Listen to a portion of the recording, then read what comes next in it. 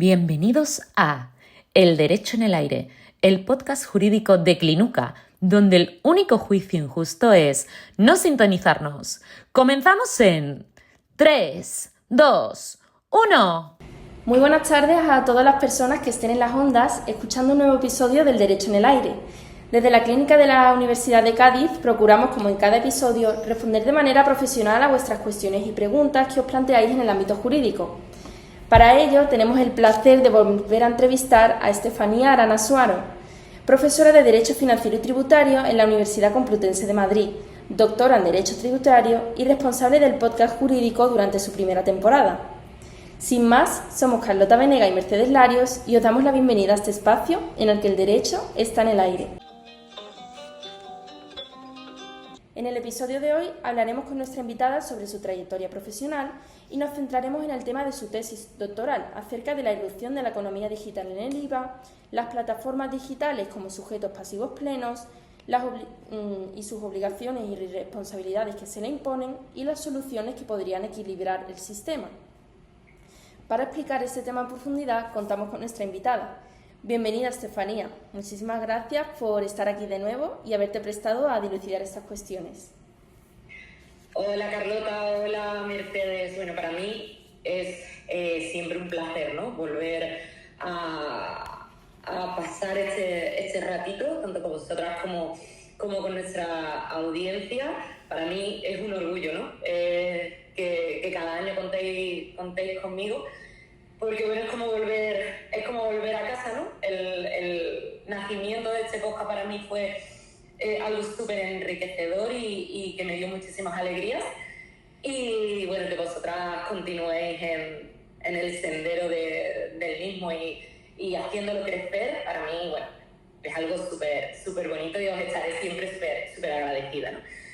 Y bueno, nada, hace prácticamente un año estaba precisamente en la Universidad de Cádiz defendiendo mi tesis doctoral y casi justo un añito después estamos por aquí de nuevo.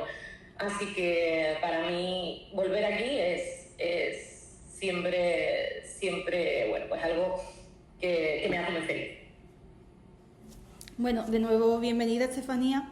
Creo que estamos de acuerdo en decir que eres nuestra invitada más especial, que nos ha abierto un mundo enorme con el podcast y la verdad es que hemos aprendido muchísimo. A mí, por ejemplo, siempre me han gustado el periodismo y me he dado cuenta que entrevistando a personas y preparándote un tema puedes aprender muchísimo más que leyendo un libro.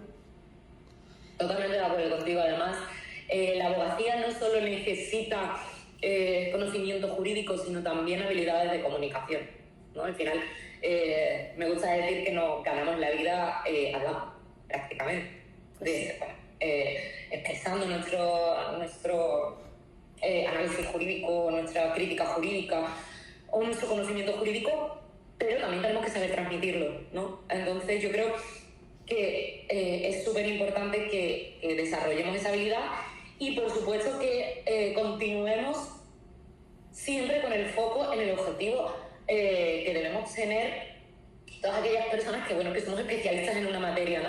Y ese traslado del conocimiento hacia el público en general y ser pues más generoso, ¿no? Con quienes no conocen la normativa, y yo creo que este podcast favorece eso mucho, ¿no? Que quien lo escucha no es necesario que sea un experto jurídico, sino cualquier lego, ¿no? en derecho que que tenga cierta inquietud o cierto interés en aprender de al final cosas que hoy mismo, ¿no? Vamos a hablar de algo que prácticamente es nuestro día a día. Pues sí, muchas gracias. Hemos tenido, como has dicho, unas cuantas entrevistas contigo, pero siempre nos hemos centrado al principio en hablar del tema y no hemos hablado prácticamente nada sobre ti. Y nos gustaría acercarte un poco a nuestra audiencia. En primer lugar, sabemos que has desarrollado gran parte de tu carrera en el ejercicio de la abogacía, en el ámbito tributario. Mirando atrás, ¿qué es lo que más te ha aportado en esa etapa y cuál dirías que ha sido tu mayor reto profesional? Bueno, Es cierto que mi etapa actual es totalmente diferente a la anterior, ha sido una evolución bastante grande, pero la abogacía yo creo que me dio algo fundamental, chicas. Al final nos da realidad, ¿vale? Una cosa es estudiar el derecho en libros y otra muy diferente es ver cómo funciona cuando llega un cliente completamente perdido, porque vamos a entrar un poquito en materia, ¿vale? Porque viene totalmente perdido, porque vende por Amazon, tiene clientes en Alemania, almacenes en Polonia y no sabe ni siquiera en qué país tiene que pagar IVA. Y eso no es que me pasara una vez, sino que me pasó muchísimas veces. Entonces, realmente cuando yo empecé a ejercer fue justo cuando la economía digital estaba explotando y el derecho tributario iba a la postre. Es más, actualmente, hago un poco de spoiler, considero que sigue yendo a la postre, no siempre va por detrás. La normativa al final está pensada, la normativa tributaria, para un comercio físico. Un comercio físico tradicional con una tienda, un vendedor y un cliente dentro de una misma ubicación. Pero de repente aparece alguien que puede estar vendiendo desde aquí, desde Cádiz, a toda Europa a través de una plataforma digital. Ojo, pero es que puede no tener ni siquiera presencia física en ningún sitio, ni siquiera disponer de almacén propio, ¿vale? Y ahí es donde empiezan los problemas. Recuerdo casos específicamente de clientes que me preguntaban: oye, Estefanía, ¿soy yo quien tiene que declararlo si yo vendo a través de Amazon? ¿O es Amazon el que tiene que presentar el modelo 303 de IVA porque es la plataforma a través de que la vendo? ¿O tenemos que hacerlo los dos?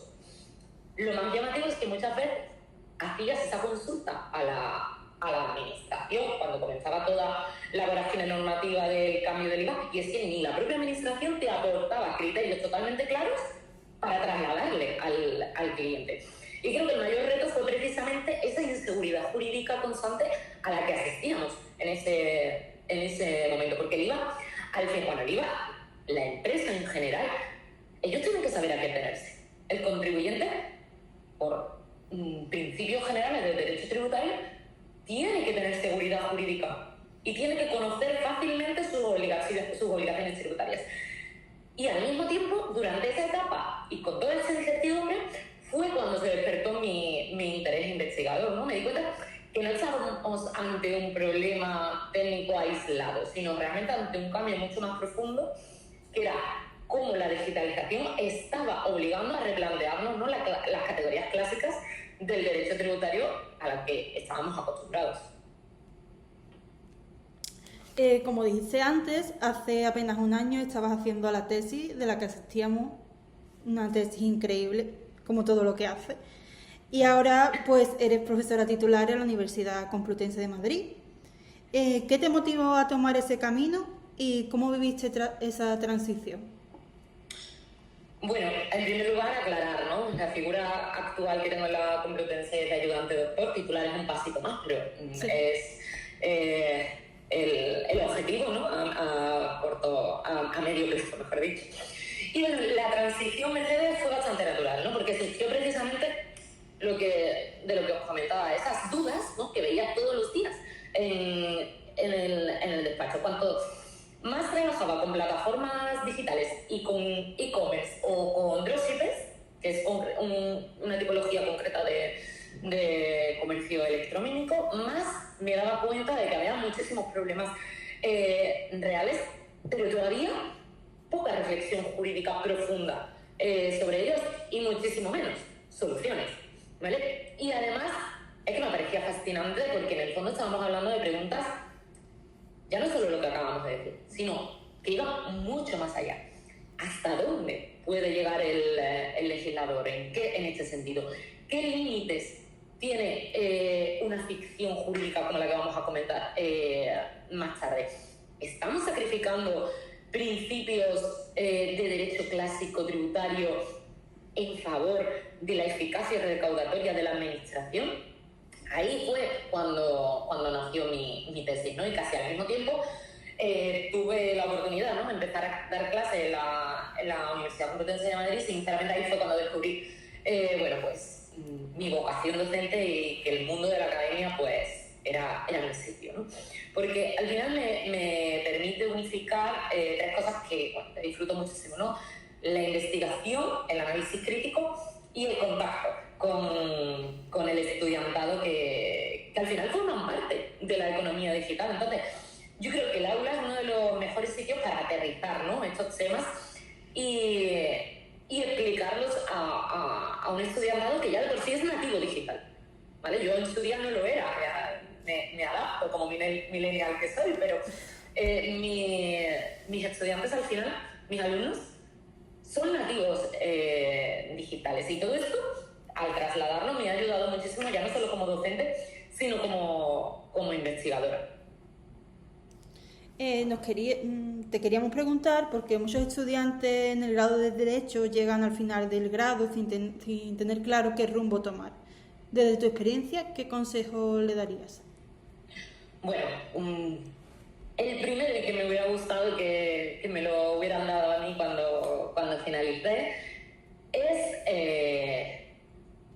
tranquilidad, ¿vale? Tranquilidad en el sentido de que no pasa nada porque cuando finalicemos la carrera no sepamos qué queremos hacer. Es algo totalmente normal. Vamos perdidos, nos venden la idea de con 22, con 23 años, ya tienes que tener clarísimo qué quieres hacer el resto de tu vida.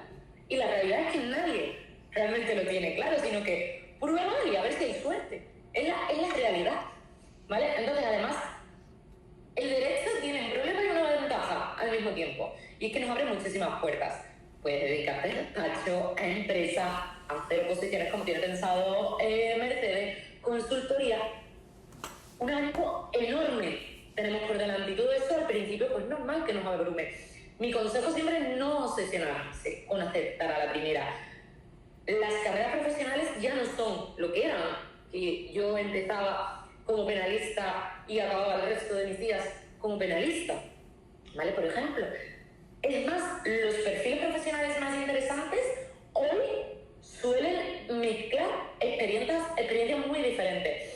Yo misma, ¿no?, empecé ejerciendo la abogacía dentro del ámbito tributario y terminé investigando y dando clases en la universidad y abandonando el lado del ejercicio profesional.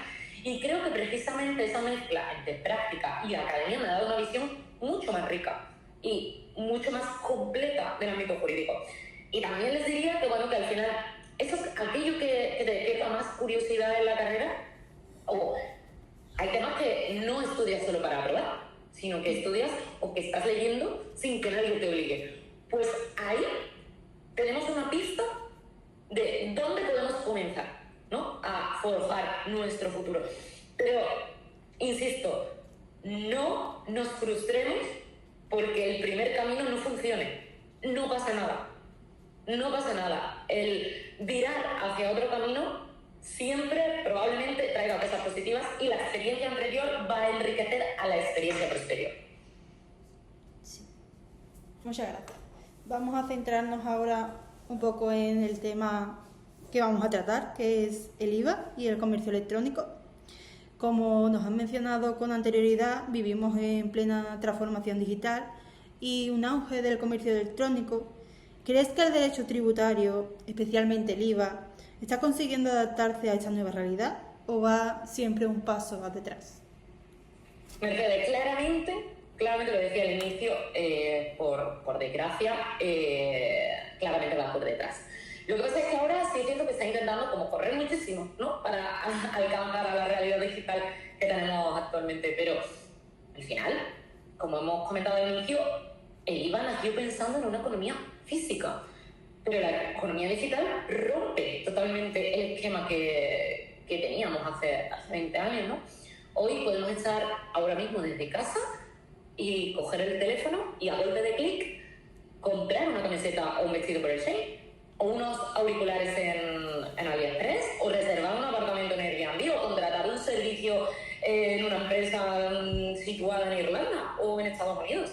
Y detrás de esa operación puede haber varios países, almacenes diferentes en diferentes países, plataformas intermediarias, pagos automatizados y, ya para colmo, la incorporación de la inteligencia artificial formando parte del proceso. El problema ya no es ese.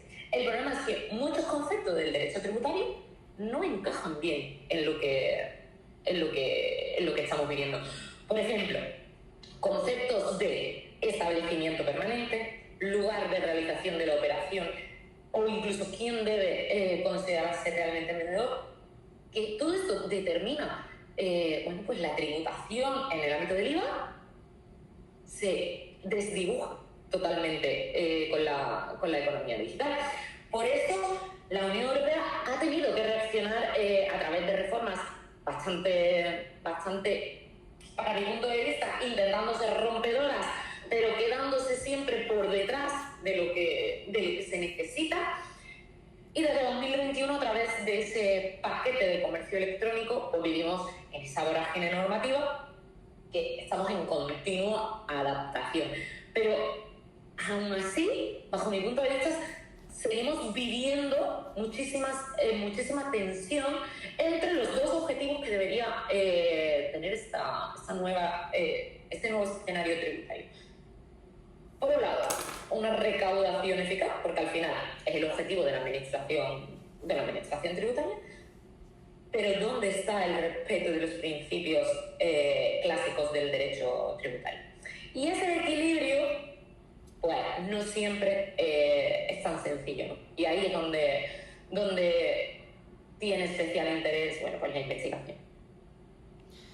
Nos gustaría saber, como has dicho, qué ha supuesto la irrupción de la economía digital en el IVA. Al final ha sido una transformación totalmente radical. Antes el IVA funcionaba de una forma relativamente sencilla. Al final la operación es súper fácil de localizar, pero claro, la economía digital introduce ya no solo nuevos escenarios, sino también nuevos actores que tienen muchísimo poder económico, y aunque aparezcan estos nuevos actores, no encajan, como hemos dicho, en las categorías tradicionales, y no aparecen nuevas categorías, ¿vale? Por ejemplo, Amazon realmente no tiene por qué fabricar el producto que se vende a través de la web. Airbnb no es la propietaria del apartamento que yo estoy alquilando. Uber tampoco es el dueño del coche. Booking no es siempre está el alojamiento. Siempre está el alojamiento, es el hotel en cuestión. Sin embargo, todas estas plataformas van a controlar algo súper importante, que es el acceso al mercado, los pagos, la información, que es una de las cosas que más le interesa a la administración tributaria, pero incluso muchas veces la logística, la preventa, la venta y la postventa. Y ¿qué sucede? Que al final la Unión Europea ha entendido que es mucho más eficiente controlar fiscalmente a unas pocas plataformas, las más grandes, ¿no?, que perseguir a millones de vendedores individuales que están repartidos a lo largo del mundo. Es mucho más sencillo hacerlo de esa forma, porque al final estas plataformas tienen toda la información que necesita la administración para que tribute. Entonces, se ha producido un desplazamiento progresivo de obligaciones tributarias hacia las plataformas digitales. Es decir, ya las plataformas digitales no son simplemente intermediarios tecnológicos, se están convirtiendo en auténticos, como me gusta denominar, nodos fiscales del sistema. Y aparece ahí el gran debate jurídico actual que me gustaría lanzar también a nuestra audiencia. ¿Hasta qué punto puede el legislador convertir a una plataforma en responsable del IVA, aunque no sea quien realmente vende el producto? Muchas gracias. Antes de entrar en profundidad en el tema, para que transmitir un poco más de conocimiento a la audiencia y que entienda bien de lo que vamos a hablar, ¿podrías explicarnos de forma sencilla cómo funciona el IVA tradicional? ¿Y qué son los regímenes de ventanilla única como el One Stop Shop y el Import One Stop Shop? ¿Y qué objetivo persigue? Bueno, a ver, vamos por partes, ¿vale? El IVA explicado de una forma muy básica y muy sencilla para que nuestros oyentes lo tengan claro. Al final es un impuesto sobre el consumo. El consumidor final es quien soporta económicamente el impuesto, pero quienes lo gestionan son las empresas. que venden y prestan el servicio en cuestión que compra el consumidor. Un ejemplo básico. Una tienda me vende un vestido por 100 euros, añade el 21 euros en concepto del 21% de IVA, y yo como clienta pago 121 euros. Y después la empresa coge esos 21 euros y se los devuelve a la agencia tributaria en concepto de ese impuesto. Hasta ahí todo parece fácil. El problema llega cuando surge el comercio electrónico internacional, porque claro, nos imaginamos una pequeña empresa en España que vende online a consumidores en Francia o en Italia. Antes de la nueva regulación que tenemos con el nuevo paquete de comercio electrónico, podía verse obligada fiscalmente a registrarse en cada uno de los países donde vendiese, siempre y cuando superase una serie de límites que eran un poco desdibujados, ¿no? Porque cada país era diferente. Al final era una locura administrativa que no le permitía al contribuyente, es decir, a la empresa que vende, saber realmente cuál era su obligación, ¿no? Entonces, para solucionar esto, la Unión Europea creó el One Stop Shop, la llamada ventanilla única, que permite que una empresa se registre en un solo país de la Unión y desde ahí declara todo el IVA de su venta intracomunitaria, es decir, una única declaración para toda Europa. Y ya luego nació el Import One Stop Shop, que está pensado sobre todo para pequeños productos importados desde fuera de la Unión Europea de menos de 150 euros. ¿Por qué surge esto? Porque, por ejemplo, una funda de móvil que yo compré por el Temu, por ejemplo, ¿vale? Antes, estas operaciones se escapaban fácilmente del control tributario. ¿Por qué? Porque existía una exención en materia de IVA para ventas inferiores a 20 euros, ¿vale? Entonces, ahora, con esta nueva normativa, se elimina esta exención de productos inferiores a 20 euros y se le va a cobrar directamente en el momento de la compra al cliente. Esto tiene muchas ventajas, pero sobre todo tiene dos. Una, que yo como consumidora evito sorpresas aduaneras. Claro, estoy pagando directamente el IVA cuando lo estoy comprando, ¿vale? No me va a venir después la típica sorpresa, el producto se ha paralizado y tienes que pagar IVA para que pueda llegar a casa, ¿no? Y que al final la administración mejora muchísimo el control y asegura recaudación desde el momento de la compra y sabe que no va a perder la recaudación. El problema es que buena parte de esa simplificación se ha construido trasladando enormes obligaciones de gestión y de control a las plataformas digitales. Antes de entrar en nuestro bloque central, nos gustaría, porque nos mencionaste antes, que es muy importante conocer los sujetos que participan en el IVA, ya que a veces no se pueden aplicar las mismas categorías o no se deberían aplicar a las mismas categorías al ámbito digital. Nos gustaría saber cuál es la diferencia clave entre un colaborador o facilitador fiscal y un sujeto pasivo pleno. Esta diferencia es clave, Mercedes. Un colaborador, para que nuestros oyentes nos entiendan, tiene que su obligación, ¿no?, es ayudar a la agencia tributaria, pero no es el obligado principal del pago o de la recaudación del impuesto. Puede informar, puede conservar datos, comunicar operaciones, facilitar la trazabilidad de la operación, pero quien realmente ingresa el IVA sigue siendo otra persona, ¿vale? En cambio, un sujeto pasivo de pleno derecho sí es el responsable principal del pago del IVA. Es quien repercute, quien lo declara, quien lo ingresa y quien responde, ojo, que es lo más importante, frente a cualquier tipo de incidencia tributaria que pueda llegar a tener con la administración. Y aquí está el gran cambio del modelo actual. La normativa europea está convirtiendo a determinadas plataformas digitales en sujetos pasivos plenos mediante lo que denomina una ficción jurídica. Yo voy a hablar en su mayoría de Amazon porque creo que es la plataforma que tanto toda nuestra audiencia conoce por excelencia, ¿no? Entonces, aunque Amazon no venda realmente el producto, la ley lo va a tratar como si lo hubiera vendido. Y eso al final tiene unas consecuencias jurídicas enormes, porque ya no hablamos solo de colaboración administrativa, sino de auténtica responsabilidad tributaria. Y ahí de nuevo lanzo esas reflexiones o preguntas jurídicas a nuestro foro, ¿vale? ¿Estamos hablando de una medida proporcionada? ¿Respeta esto el principio de capacidad económica del artículo 31 de la Constitución española? ¿Hasta dónde puede llegar el legislador utilizando estas ficciones jurídicas?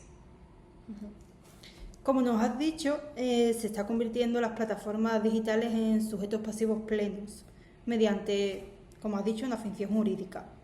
¿Es esta la solución más adecuada desde el punto de vista jurídico?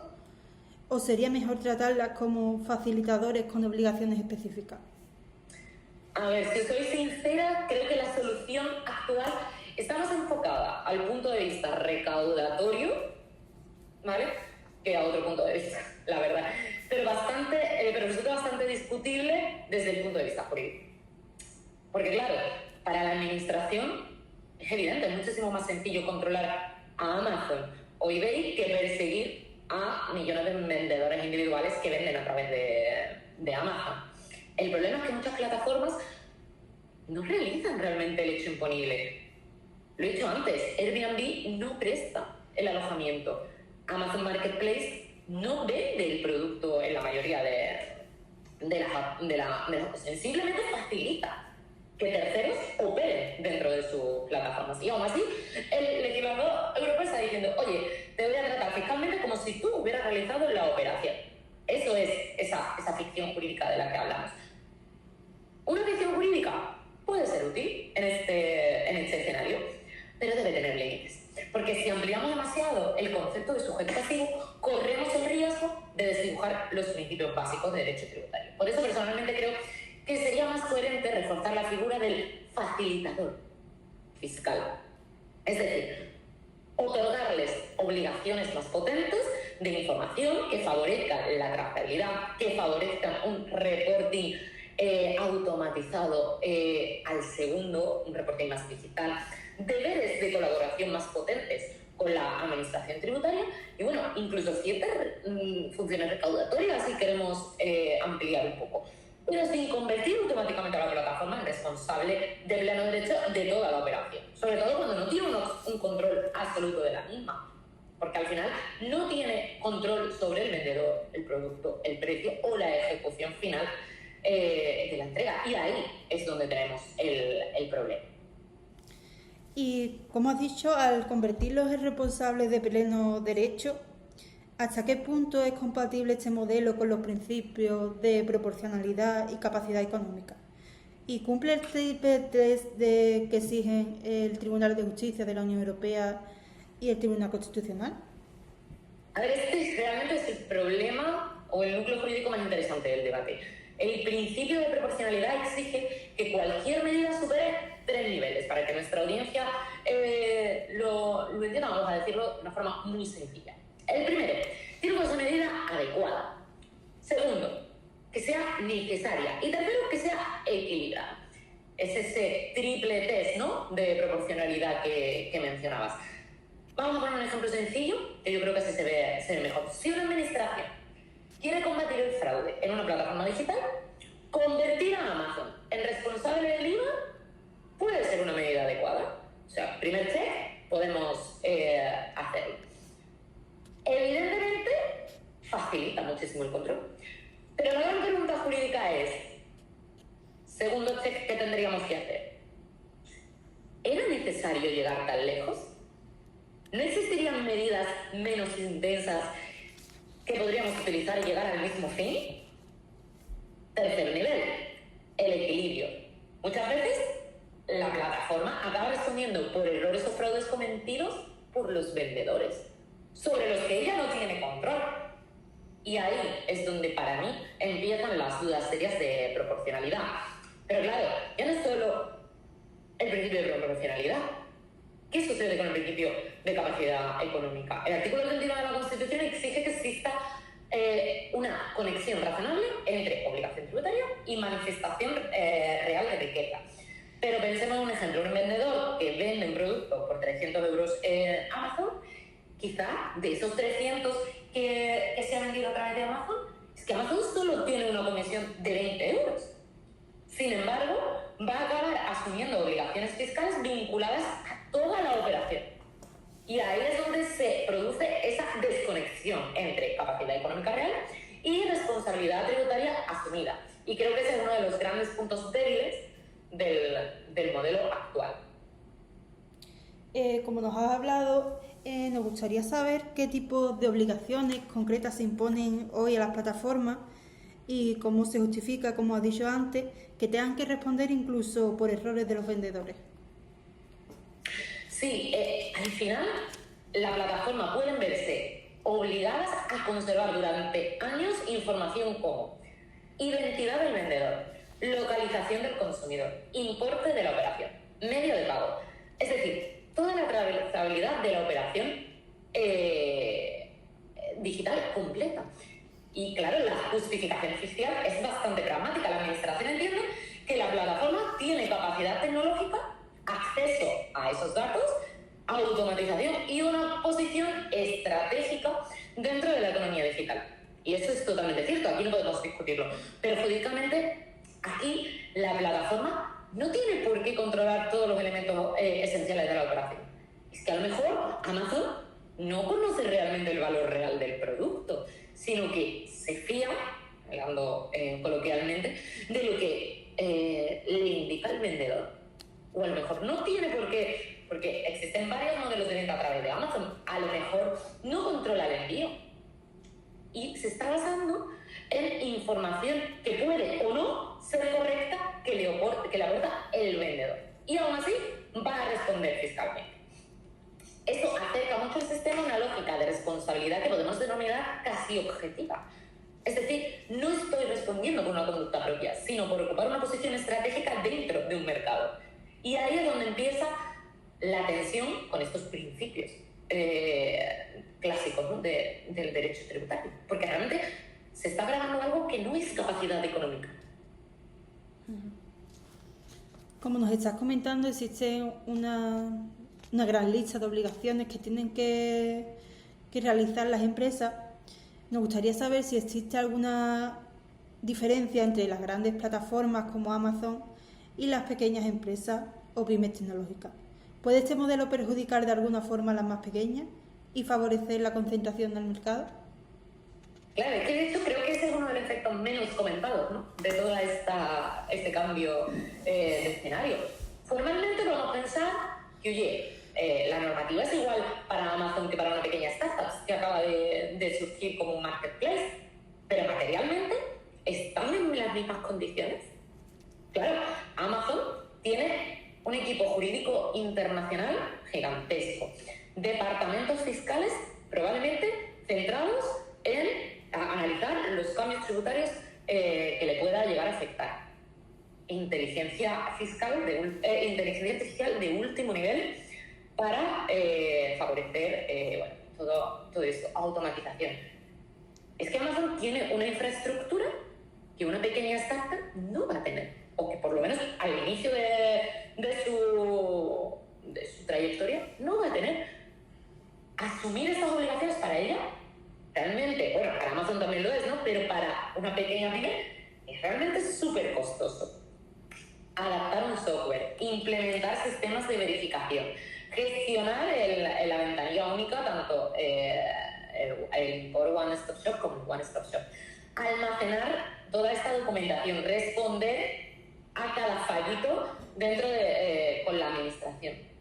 Todo esto es un coste burocrático adicional que yo puedo llegar a considerar como una barrera de entrada al mercado que se le está imponiendo, ¿no? dentro de este sector, y ahí existe ese riesgo real de que una normativa diseñada para combatir el fraude termine favoreciendo indirectamente a los grandes operadores, porque son los únicos capaces de absorber eficazmente y eficientemente esa carga administrativa, y eso conecta no solo con la fiscalidad, sino también con competencia, igualdad y el principio de libertad libertad de empresa. Como nos has comentado al principio, debido a los grandes cambios que han habido, pues la normativa ha intentado siempre adaptarse mediante mecanismos de simplificación. ¿Crees que ese desplazamiento de responsabilidad hacia las plataformas respeta realmente la capacidad contributiva o responde más a una lógica de control y recaudación? Bueno, en la tesis también es una de las cosas que más he resaltado, ¿no? Creo que responde sobre todo a una lógica de control y eficacia recaudatoria. Y eso no significa que el objetivo no sea legítimo, ¿eh? Ojo, la administración, bajo mi punto de vista, tiene un problema real. Al final, tiene que controlar millones de operaciones digitales por minuto. Y es súper difícil hacerlo. Entonces, claro, tiene que buscar puntos estratégicos de control y me parece totalmente lícito. Y, por supuesto, las plataformas puede ser la mejor forma de hacerlo. Pero el problema empieza cuando no ponemos límites, ¿no? Y cuando no se prioriza el mantener los principios clásicos del sistema frente a la eficacia recaudatoria. El derecho tributario no puede basarse en hacer responsable a quien sea más fácil de controlar. Ojo, también tiene que existir proporcionalidad, capacidad económica, previsibilidad y seguridad jurídica, que es lo que todo operador digital ahora mismo escasea. Y creo que ahí todavía hay un amplio camino por recorrer, por suerte para mí como investigadora, pero por desgracia para todos los pequeños operadores digitales. Yo creo que en esta entrevista hemos podido llegar a la conclusión de que hay un choque evidente entre la normativa y los principios tributarios clásicos. ¿Qué soluciones o ajustes propondrías para reequilibrar el sistema? Bueno, yo creo que hay mejoras posibles. Obviamente, esto no es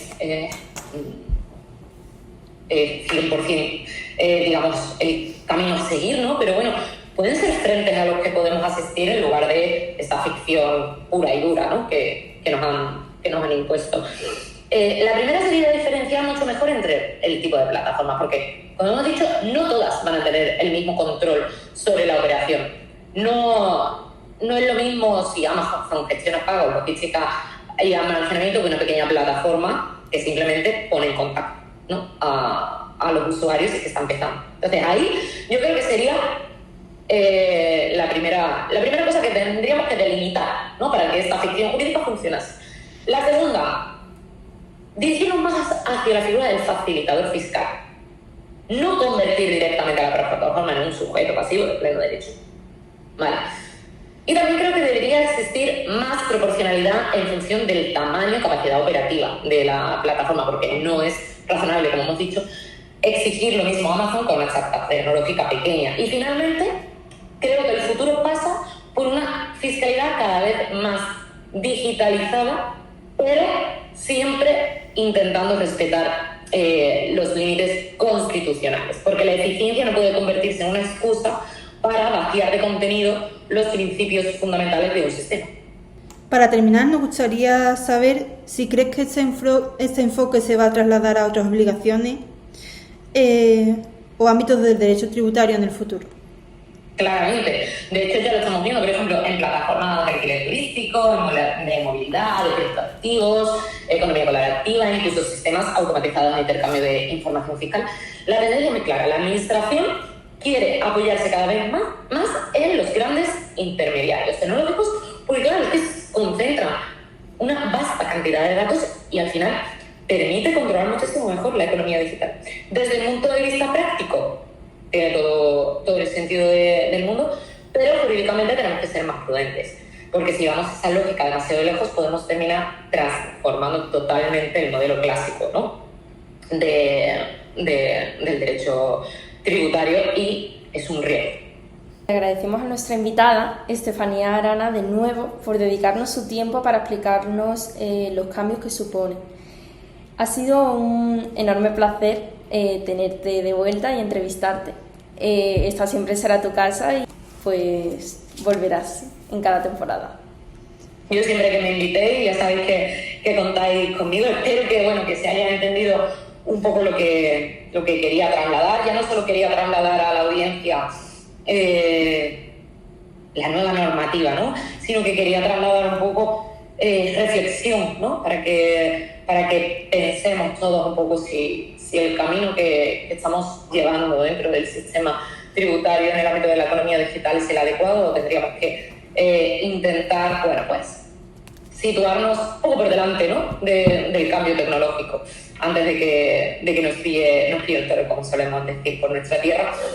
Y nada más, chicas, para mí es un placer siempre estar con vosotras y para lo que necesitéis siempre vais a contar conmigo. Así que nada, un saludo muy grande a toda la audiencia y espero el próximo curso volver a estar aquí sentada con vosotras. Por último, me gustaría agradecer a nuestra fiel audiencia, pues vuestro acompañamiento, confianza y fidelidad con las emisiones de esta temporada serán nuestro mayor sustento.